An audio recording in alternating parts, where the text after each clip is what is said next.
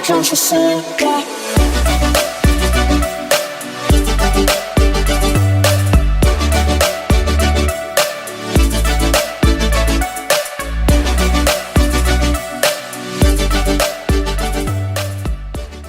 Om Swastiastu.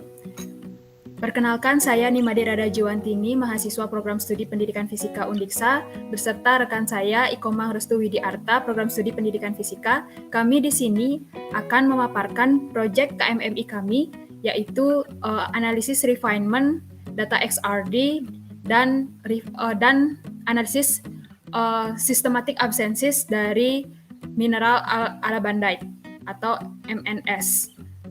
Baik, untuk pembagian tugas di mana untuk penjelasan mengenai refinement data XRD dari alabandite itu akan dijelaskan oleh rekan saya Ikomang Restu Widiarta, dan saya sendiri akan menjelaskan mengenai analisis systematic absences dari mineral alabandite. Untuk waktu saya serahkan kepada Restu. Baik, terima kasih atas kesempatannya. Jadi pada kesempatan kali ini saya akan menjelaskan mengenai refinement daripada data XRD alabandite. Nah, jadi langsung saja untuk langkah pertamanya kita harus mengetahui data daripada XRD yang akan kita analisis di website RUF. Nah, jadi saya akan mohon izin untuk presenting terlebih dahulu.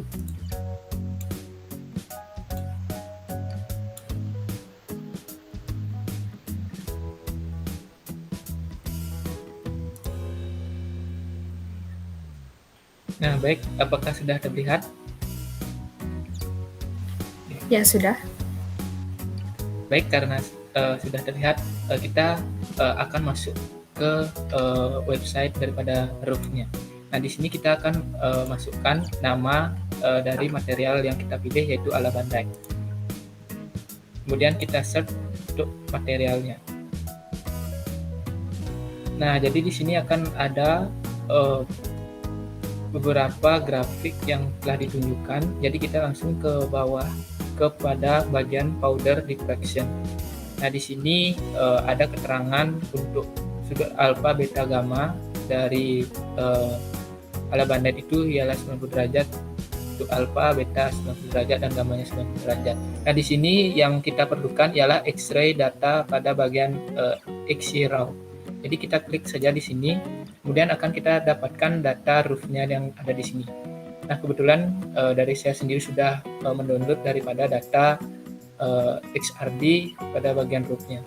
Nah, kemudian setelah kita mendapatkan data XRD-nya, kita beralih ke website Crystallography Open Database atau COD. Nah, di sini kita akan mencari daripada chip alabandite-nya tadi. Jadi kita klik search. Kemudian di sini kita boleh langsung masukkan daripada nama mineralnya, atau langsung di sini juga boleh. Nah, jadi untuk alabandite sendiri itu unsurnya MNS. Kemudian untuk numbernya 2 dan 5. Nah, kita send, kemudian kita cari chipnya.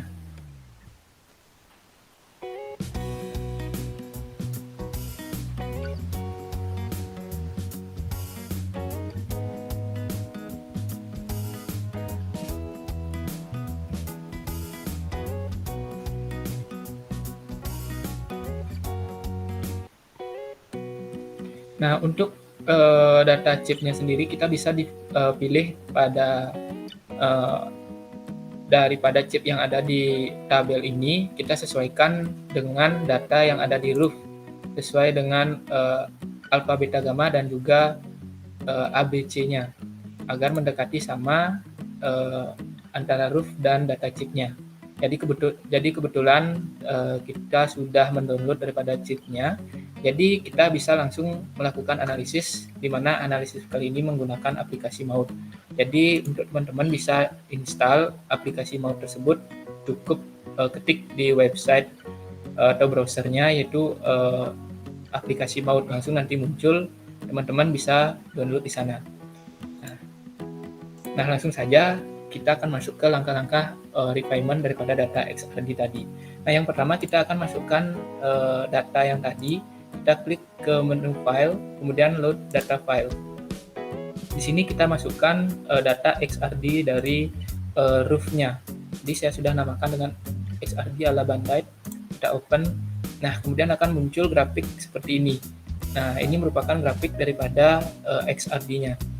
Nah, kemudian pada bagian paste, kita input atau masukkan daripada data chip yang sudah kita download.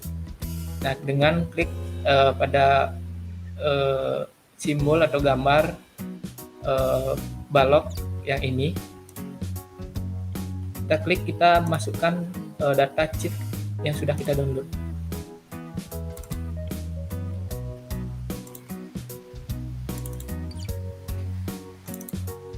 Nah, ini merupakan data chipnya. Kita open, kemudian pilih dan klik choose. Nah, sudah muncul pada bagian paste. Kemudian kita lakukan langkah berikut. Kita klik analysis, kemudian wizard, kemudian kita pilih background and scale parameter, kemudian klik go. Nah, jadi akan muncul garis merah di sini. Nah, yang ini merupakan garis atau grafik yang muncul karena kita sudah memasukkan chipnya yang tadi. Dan yang hitam ini merupakan grafik XRD-nya. Nah, jadi kita akan melakukan analisis refinement yang nanti tujuannya agar garis reflektor atau yang merah ini akan mau menyesuaikan grafik XRD-nya yang warna hitam. Jadi yang di sini belum sesuai, masih ada agak tergeser. Jadi kita akan refinement untuk mendapatkan hal tersebut. Nah, langkah pertama kita melakukan iterasi dengan klik tombol ini, launch parameter refinement. Kita klik sampai data itu terbilang konvergen pada bagian analisis ini. Nah, jadi kebetulan langsung konvergen, di mana ciri-ciri dari konvergen itu, hasil analisis itu biasanya tidak sampai garis hijau ini full sampai sini. Jadi sampai setengah sini, maka data itu konvergen. Nah, kalau sudah konvergen, kita masuk ke analisis refinement. Kita ke data file set. Nah, kemudian kita ke bagian edit yang di sini. Kemudian kita ke menu exclude regions. Nah, kita ganti untuk max in data unit ke 18 dan OK. Dan klik lagi edit ke exclude region, kita add term, kemudian kita ganti dengan 18 juga. Oke. Nah, apabila sudah, kita literasi lagi dengan tombol yang ini, launch parameter, sampai data itu terbilang konvergen.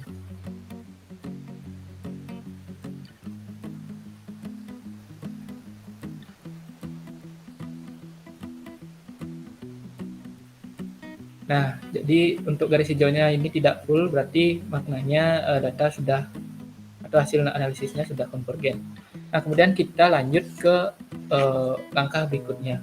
Kita ke data isotropik yang ada di sini. Nah, kita cari dulu unsur yang kita analisis, yaitu ala Bandite.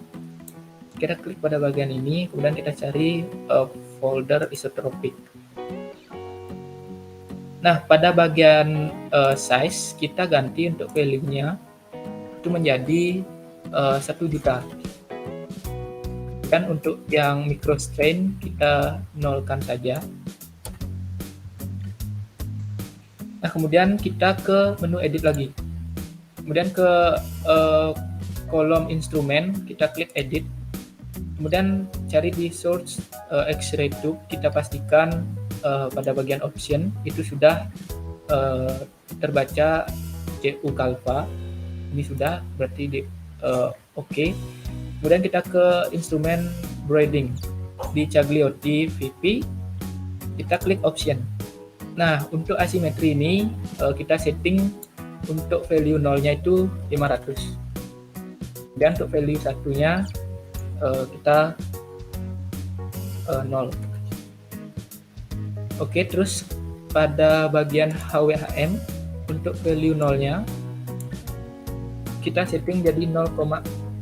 Kemudian untuk value 1 kita nolkan, value 2 juga kita nolkan. Kemudian pada Gaussianity untuk value 0 kita setting jadi 0,5.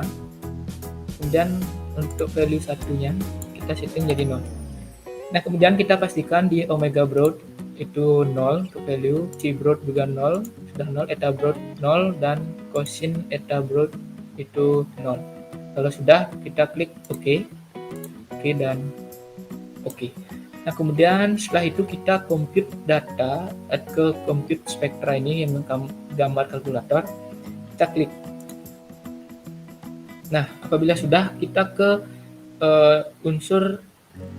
bagian unsur ala banditnya tadi di sini. Nah, kemudian ada di sini baris cell length A. Ini kita ganti statusnya menjadi refinement. Nah, kemudian kita melakukan literasi lagi. Kita tunggu sampai data tersebut terbilang konvergen. Oke, di sini sudah konvergen dan kita bisa lihat pada grafik yang di sini sudah mulai menyesuaikan untuk bagian garis merahnya sudah menyesuaikan dengan titik-titik yang merupakan grafik dari XRD-nya. Oke, berarti ini masih kurang, jadi perjalanan untuk refinement kita masih jauh sekiranya. Nah, kemudian kita lanjut ke proses refinement berikutnya. Kita ke diffraction instrument, itu di data file set, kita cari folder tersebut. Nah, pada folder instrument di selectment, itu pada bagian offset 0 kita ganti statusnya menjadi refinement. Kemudian kita literasi lagi sampai data terbilang konvergen.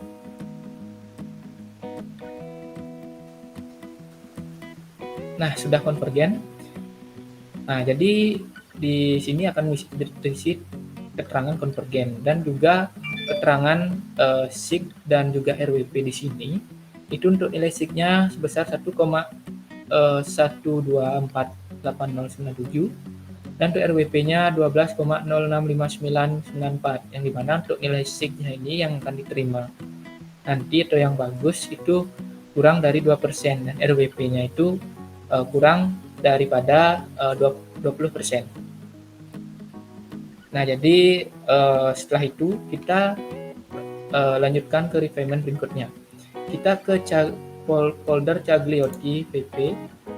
Nah, pada bagian baris Cagliotti value 0 hingga value 2, kita ganti statusnya menjadi refinement. Nah, setelah itu terganti menjadi refinement, kita literasi lagi hingga analisis terbilang konvergen.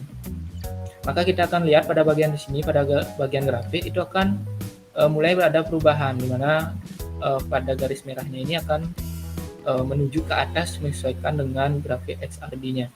Nah, ini sudah konvergen. Kemudian kita lanjutkan. Setelah itu pada bagian asimetri, untuk statusnya ini kita ganti menjadi refinement value 0 dan value satunya kita ganti refinement. Kemudian kita lakukan iterasi lagi dengan langkah yang sama hingga data terbilang konvergen.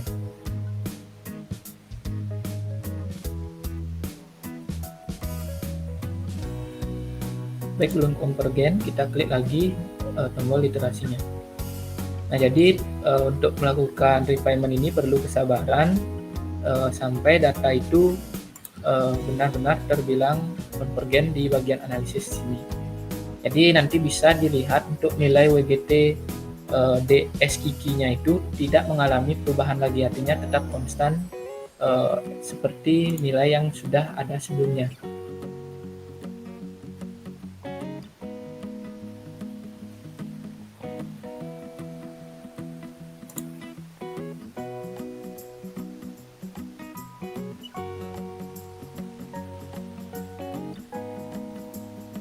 Nah, jadi teman-teman bisa lihat di sini bahwa nilai daripada WGT SKK-nya itu sudah konstan dari 9.006,04, di sini juga sudah terbilang 9.006,045. Nah, jadi kita sebenarnya bisa lanjutkan ke langkah refinement berikutnya. Nah, jadi kita langsung saja ke langkah refinement selanjutnya. Itu kita klik pada baris Gaussian. Untuk value 0 itu statusnya kita ganti ke refinement. Kemudian untuk value satunya juga refinement. Nah, setelah itu kita kembali melakukan iterasi sama seperti langkah yang tadi. Tunggu sampai data terbilang konvergen atau setidaknya nilai WGT DSKK itu konstan atau sama.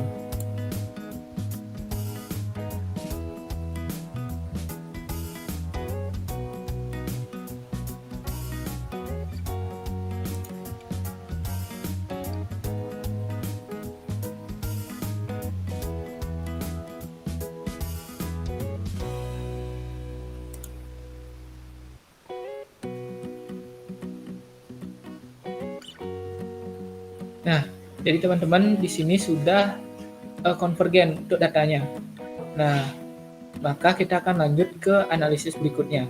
Jadi kita menuju ke bagian atomic structure. Nah, di sini. Nah, di sini akan terlihat atom daripada penyusun mineral tadi, yaitu ada Mn dan S. Jadi untuk langkah refinement berikutnya, pada atom set fraction X, Y, dan Z, itu kita ganti statusnya ke refinement. Dan begitu pula untuk atom yang di S. Untuk bagian X, Y, Z, itu kita refinement.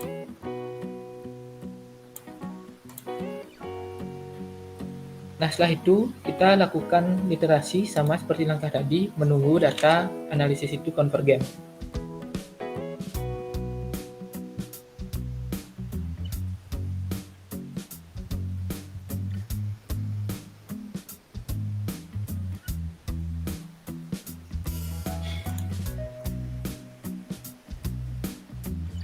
Oke, jadi sudah konvergen.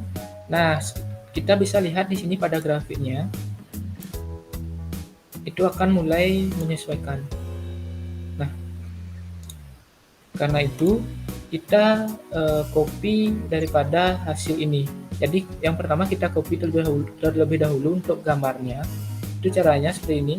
Klik di bagian plot di sini, kemudian kita ke edit, kemudian copy. Kita bisa paste di Word atau di mana aplikasi yang ingin kita copy.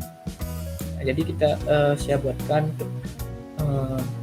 file baru, Word baru.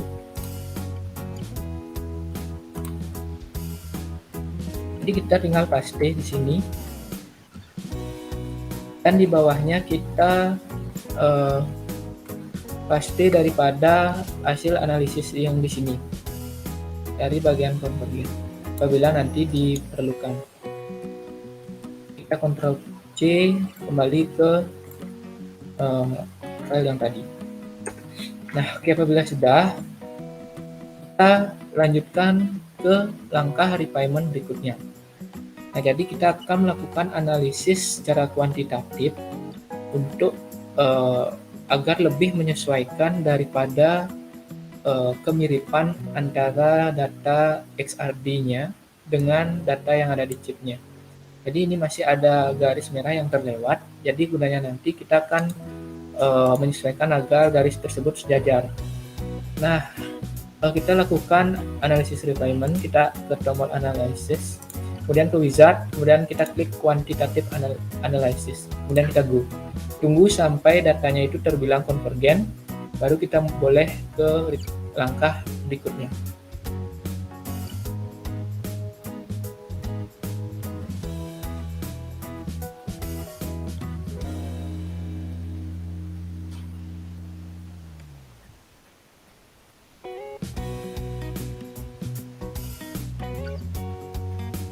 Oke, karena belum konvergen, kita lakukan langkah yang sama seperti tadi.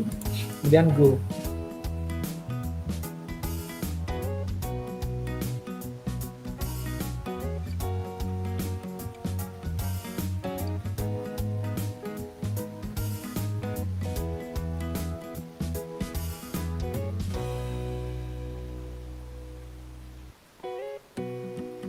Nah, di sini sudah terbilang konvergen. Nah, karena sudah konvergen, berarti kita catat atau kita copy hasil daripada refinement yang ini. Jadi kita pertama copy dulu untuk gambar daripada strukturnya, kembali ke tombol yang tadi, kemudian edit dan copy. Jadi kita bawa ke Word. Di sini akan saya berikan keterangan hasil analisis kuantitatif. Dan kita paste untuk gambar grafiknya, dan juga kita akan copy daripada hasil analisis yang ada di sini. Jadi kita klik analysis, kemudian kita klik result. Nah, jadi akan muncul data seperti ini. Kita Ctrl A, kemudian copy, dan kita paste di Word yang tadi. Nah, nanti sekiranya data yang ini akan dipakai untuk analisis berikutnya. Kemudian setelah itu kita lagi melakukan langkah analisis yang selanjutnya, yaitu analisis struktur kristalnya. Nah, jadi langkahnya kita ke menu analysis, kemudian ke wizard, kemudian kita ke bagian crystal structure analysis, kemudian baru kita klik go. Nah, sama seperti tadi, kita tunggu agar data atau hasil analisisnya yang di sini itu terbilang konvergen.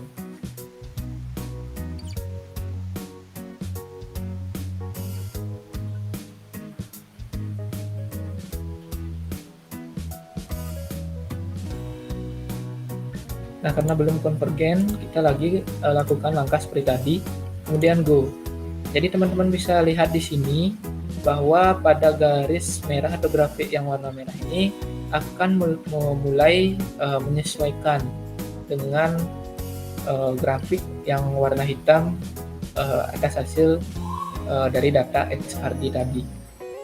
Jadi kita perlu menunggu agar hasil analisis ini terbilang konvergen.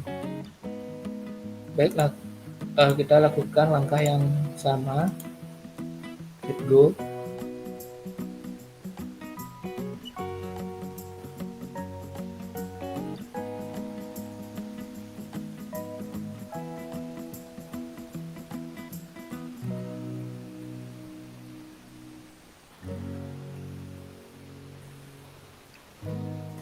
Baik, kita lagi melakukan analisis. Go.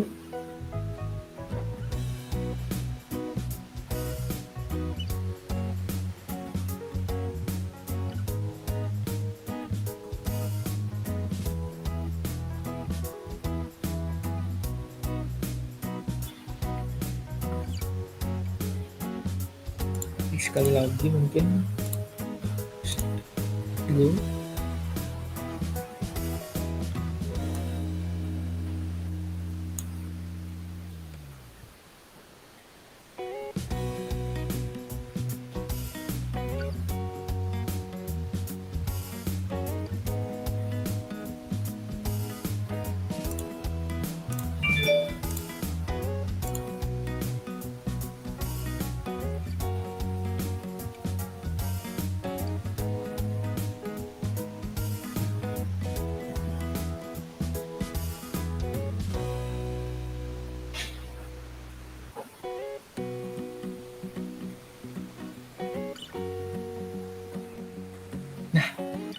Nah, teman-teman, jadi untuk hasil analisisnya di sini sudah terbilang konvergen.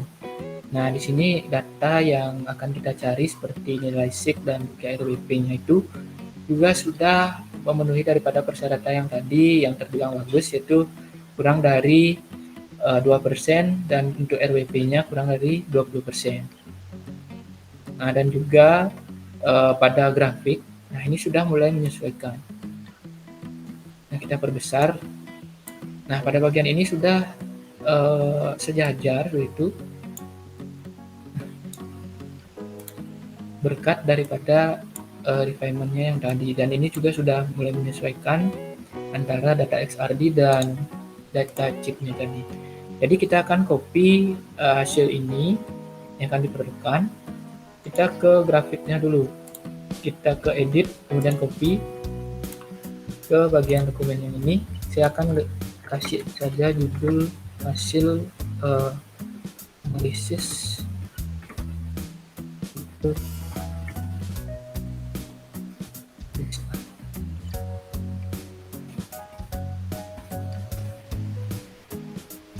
Kemudian kita juga mengcopy atau mencatat daripada data analisisnya. Kita ke menu analisis, kemudian ke result. Ini Ctrl A dan copy, kita bawa ke sini.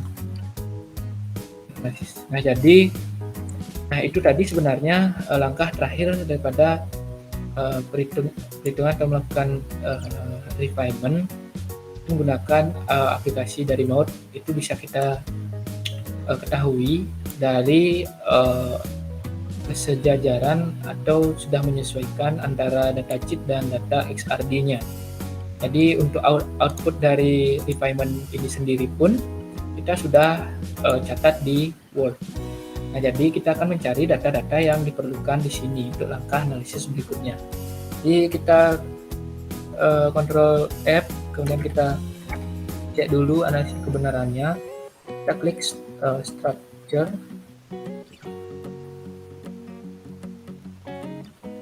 Kita akan cari apakah sudah benar dan analisis yang kita lakukan.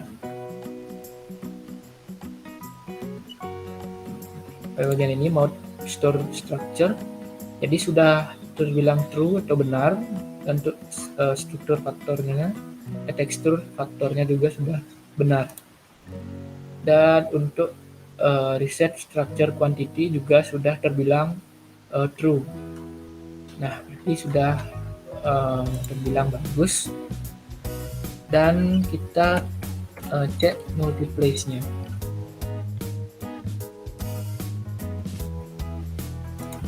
Di multiplace kita juga akan mendapatkan hasil itu untuk bagian reflection list-nya, atau yang di sini NHKL-nya kita sudah ketahui yang akan digunakan nanti untuk ke analisis perhitungan faktor strukturnya. Nah, ini merupakan nilai dari multiplace atau multiplace-nya yang ini. Dan di sini data daripada DSpace Crystal. Oke. Nah, selain itu ada informasi mengenai atomic fraction juga ada di sini. Untuk Mn itu atomic fraction-nya setengah dan S juga setengah.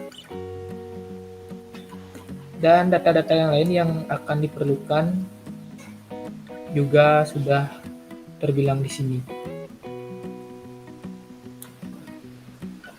Nah, seperti ini juga untuk fraction AT dan juga fraction WT-nya kita juga sudah mengetahui nilai-nilainya, yaitu 0,63 untuk Mn. Nanti ini akan dalam bentuk persen, jadi 63%, dan untuk S-nya 36% itu. Dan selain itu kita juga ketahui bahwa RWP-nya yang tadi itu sudah lebih kecil daripada 20%. Nah, yang di sini. Dan untuk nilai sig-nya juga lebih kecil dari 2%. Nah, baik, untuk data ini kita akan simpan saja dan diperlukan untuk analisis berikutnya. Nah, baik, mungkin itu yang dapat saya sampaikan mengenai langkah-langkah refinement menggunakan aplikasi Maude dengan data yang kita dapatkan dari Rook dan juga kristalography open data. Jadi selanjutnya akan saya kembalikan ke Kak Rada untuk perhitungan faktor struktur dari mineral kita. Waktu dan tempat saya persilahkan.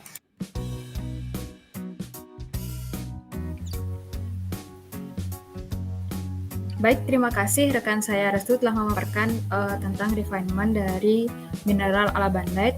Nah, di sini saya akan memaparkan tentang analisis dari systematic absences dari mineral alabandite. Jadi saya akan share screen terlebih dahulu.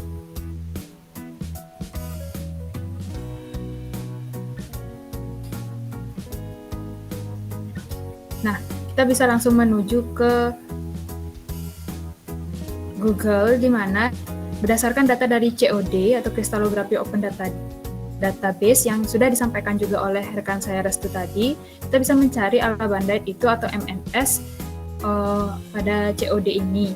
Nah, bisa dilihat kita bisa dari sini melihat space group dari alabandite ini. Nah, berdasarkan nilai ABC, alfa, dan beta serta gamanya, serta volumenya itu yang sudah cocok, maka kita bisa mendapatkan bahwa space groupnya itu adalah FM-3M. Jadi ini adalah cubic seperti itu. Nah, setelah kita mengetahui ini, kita langsung menuju ke Bilbao. Oke. Jadi dari Bilbao ini kita bisa mencari weak of position-nya atau space group simetrinya. Nah, lalu kita pilih weak of position. Nah, di sini diperlukan adanya number of group. Nah, sedangkan kita mengetahui tadi itu hanya space groupnya saja.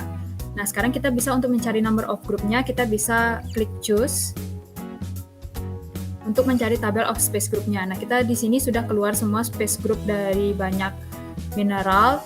Nah, kita bisa cari yang tadi adalah FM-3M. Nah, ternyata terletak di 225 FM-3M, yaitu number of space groupnya itu adalah 225. Lalu kita kembali lagi untuk mencari weak of position-nya, lalu kita ketik 225. Enter. Nah, di sini kita bisa melihat bahwa koordinat serta weak of position grupnya dari FM-3M itu adalah sebanyak multiplicity-nya adalah 192, banyak sekali. Nah, ini dia koordinatnya. Kemudian bagian di bawah koordinat ini merupakan sintering. Jadi mineral alabandite ini terdapat sinteringnya. Yang ini akan menjadi panduan kita untuk menentukan posisi X, Y, Z-nya. Lalu untuk menganalisis tersebut, kita bisa mencari HKL-nya, posisi HKL-nya. Kita kembali lagi, lalu cari space group symmetry, kemudian pilih HKL condition. Nah, di sini kita masukkan tadi nomor 225. Nah, berdasarkan reflection condition-nya dari space group FM-3M, itu bisa kita lihat ada general dan permutable-nya, ada juga special dari reflection condition-nya. Nah, untuk menentukan reflection condition-nya ini, kita mencari nol yang paling banyak, yaitu di sini kita bisa lihat pada posisi general itu adalah H00. Jadi di sini mempresentasikan bahwa H sama dengan 2N. Nah, reflection condition merupakan kebalikan atau lawan dari systematic absences. Jadi jika misalnya di sini H sama dengan 2N, maka untuk mencari systematic absences-nya, maka untuk membuktikan F sama dengan 0, berarti H itu tidak sama dengan kelipatan 2 atau genap. Tidak sama dengan genap, seperti itu. Jadi harus ganjil. Nah, untuk menghitung ini, kita kembali lagi ke weak of position-nya yang tadi. Ya, kembali ke weak of position. Kita ingat tadi adalah H00 sama dengan 2N. H sama dengan 2N. Kemudian weak of position-nya itu 225. Nah, jadi di sini bisa dilihat pada simetri yang ini, paling atas, itu banyak sekali. Jadi kita ini adalah penentuan X, Y, Z untuk HKL-nya nanti, perhitungan HKL, dan ini adalah sintering pertama, sintering kedua, sintering ketiga, dan sintering keempat. Jadi kita tentukan dulu X, Y, Z-nya ini, kemudian ditambahkan dengan sintering. Jadi kita bisa langsung menuju ke file Excel. Nah, oke. Ini dia. Jadi perhitungan faktor strukturnya. Sintering 1 seperti tadi itulah 0,000, kemudian sintering yang kedua itulah 0,5 atau setengah, kemudian setengah 0 setengah, dan sintering yang keempat adalah setengah 0. Kemudian di sini kita bisa bebas gunakan yang mana saja di general, karena kita menggunakan general tadi yaitu H00 di mana H sama dengan 2N. Jadi saya gunakan 0,1, 0,2, dan 0,3. Kemudian HKL ini saya buktikan 2, yaitu 200 dan 300. Kenapa membuktikan 2? Jadi kita akan membuktikan jika dia kelipatan 2 atau genap, apakah F-nya benar tidak sama dengan 0, dan jika misalnya dia adalah kelipatan 3 atau ganjil, maka apakah benar dia F-nya sama dengan 0. Nah, di sini karena kita bisa ketahui tadi di posisi weak of position-nya itu adalah multiplicity-nya 192. Nah, ini kita ketik dulu posisi X, Y, Z-nya sampai posisi 48. Dimanfaatkan posisi 48 itu bisa dilihat dari weak of position-nya tadi. Nah, jumlahnya 8 totalnya. Ya, totalnya 48 ini. Semua 48, jadi kita masukkan X, Y, Z, min X dan Y, ya, dan seterusnya sampai sini, sampai posisi 48. Kemudian untuk memudahkan saya menganalisis, jadi saya pisahkan antara X-nya berapa, X 48 ini, X dengan ke 48 posisi tersebut, Y-nya dan Z-nya dalam posisi vertikal. Kemudian untuk memudahkan analisis yang semakin banyak, jadi kita dalam menentukan posisi X, Y, Z-nya untuk dikalikan dengan HKL, maka kita perlu menjumlahkan antara X, Y, Z itu dengan sintering, yaitu sintering kedua, sintering ketiga, sintering keempat. Begitu nah di sini X plus sintering kedua, kemudian ini X plus sintering yang ketiga, keempat, begitu pun juga dengan Y dan Z-nya juga ditambahkan dengan sintering 1, 2, 3, dan 4. Ini sintering 1 ya. Jadi setelah dijumlahkan, ini semua hasil penjumlahan dari X, Y, Z dengan keempat sintering. Kemudian kita kembali lagi bahwa yang kita cari HKL-nya itu adalah 200. Jadi nilai X itu yang berlaku ada 2 dan 3. Kemudian nilai Y-nya, Y dan Z-nya sama dengan 0. Jadi di sini karena perhitungannya banyak, yaitu sebanyak 192 multiplicity-nya, jadi saya gunakan nilai X-nya aja, karena nilai X-nya saja yang bernilai, yaitu dikali dengan 2 nanti HKL. Jadi kita drag atau misalnya pindahkan hasil dari yang X dengan sintering yang pertama tadi. Nah, ini nilai X-nya, kemudian X dengan sintering yang kedua, X dengan sintering yang ketiga, dan nilai X dengan sintering yang keempat secara vertikal semua. Jadi totalnya ada 192 sampai ke bawah ini. Jadi ini semua nilai X, baik itu yang sudah baik itu yang sintering 1, 2, dan 3, dan 4. Nah, ini yang 48 yang tadi ini nilai X itu sudah masuk ke inverse. Ya, karena dia kan minus tadi ada Fm min 3M. Min 3 itu artinya ada inverse, jadi sudah dikalikan inverse. Jadi kalau misalnya memang dikali dengan min 1 lagi, itu tidak perlu karena kita sudah memasukkan ke 48 dari atomnya tersebut. Nah, dari nilai X yang semua ini, lalu kita kalikan dengan HKL-nya. HKL di mana di sini kan 200. Nah, jadi karena kita mengambil nilai X-nya saja, yaitu bakal dikali 2. Karena kalau misalnya nilai Y-nya yang ini, yang semua Y plus Y sintering 2 dan 3 dan seterusnya itu, jika dikalikan dengan HKL-nya juga maka hasilnya akan 0. Jadi saya masukkan dengan nilai X-nya saja. Kemudian dikali dengan 2, karena nilai HKL-nya 2 untuk X. Jadi semua X-nya ini dikali dengan 2 dan didapatlah hasil sebagai berikut. 0,2, min 0,2, dan seterusnya. Lalu untuk menentukan dari faktor strukturnya, kita kalikan dengan 2pi kali dengan hasil dari HKL-nya ini. 2pi itu 2 kali 3,14 dikali dengan 0,2 atau hasil kali dengan HKL-nya. Didapatlah hasil seperti pada tabel ini.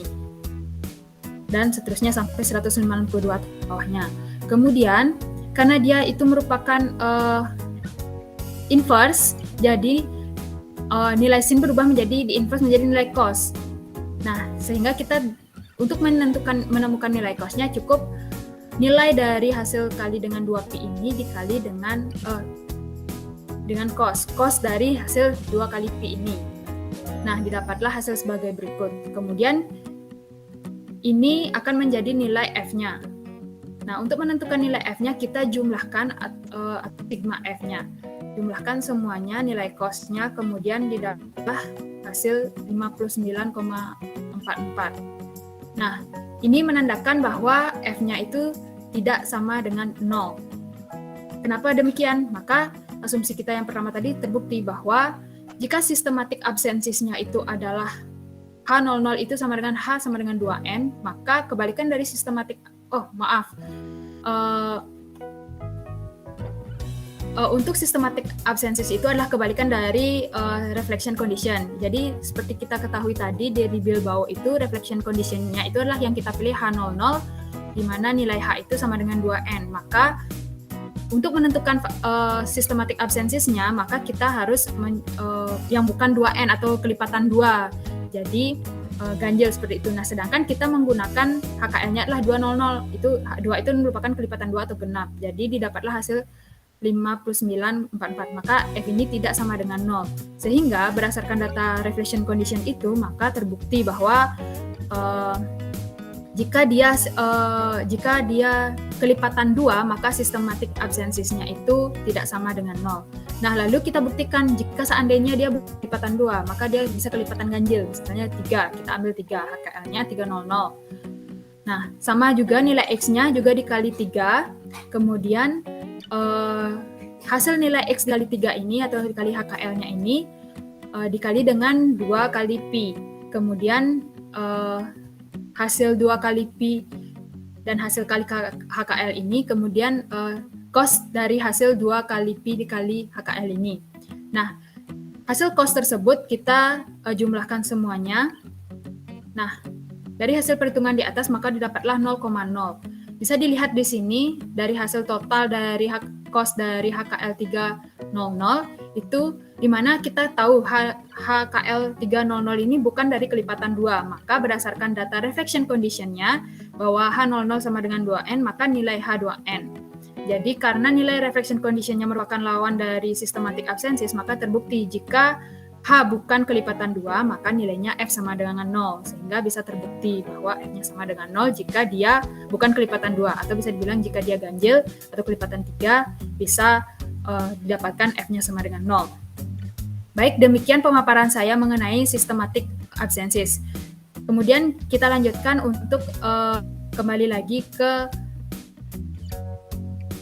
kristalografi open database. Jadi di sini kita bisa klik, kita ketahui bahwa space group-nya itulah Fm-3m, di mana Fm-3m itu merupakan phase center cubic.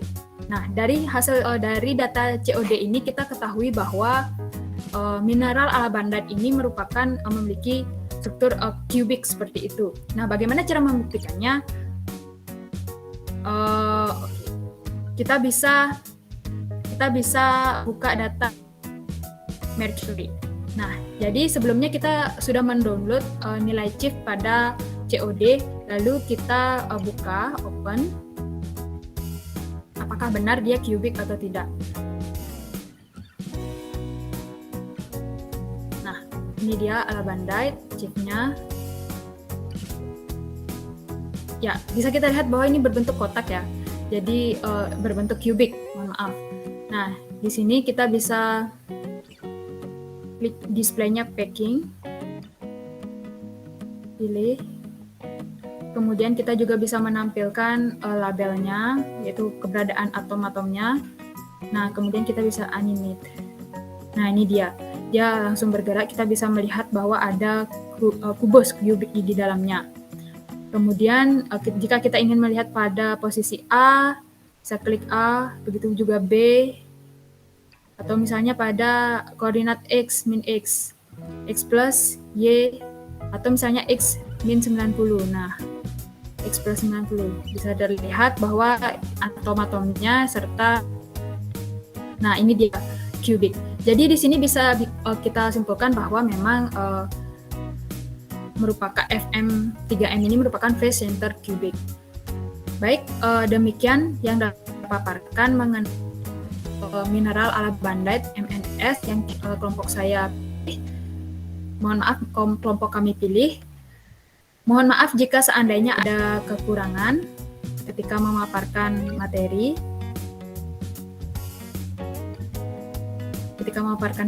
Terima kasih atas kesempatannya. Demikianlah proyek KMMI yang dapat kami sampaikan. Semoga apa yang kami sampaikan bermanfaat bagi kita semua. Dengan demikian kami tutup dengan Paramasanti. Om Santi Santi Santi.